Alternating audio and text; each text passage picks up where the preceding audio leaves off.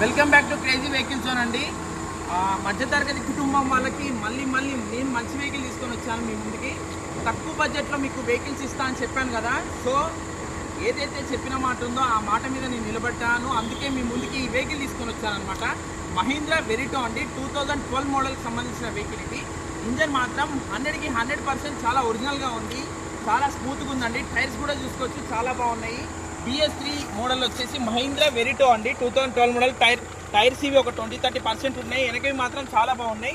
Interior exterior మాత్రం చాలా బాగుంది. AC ఉంది, మ్యూజిక్ సిస్టమ్ ఉంది. ఒకసారి రీడింగ్ చూపించి రీడింగ్ చూసుకోండి. 1,69,000 తిరిగిందండి. రీడింగ్ కూడా చూసుకోవచ్చు.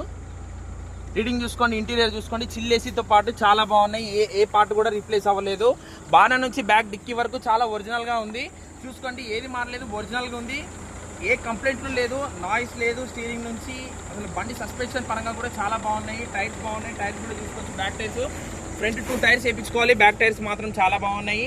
ఈ వెహికల్ చాలా 360 డిగ్రీస్లో చాలా బాగుందండి. మహీంద్రా వెరిటో ఈ వెహికల్ వచ్చేప్పటికి దీని ప్రైస్ వచ్చేసి 1,80,000 చెప్తున్నారు. ప్రైస్ కంప్లీట్లీ బార్గెనింగ్ ఉంటుంది.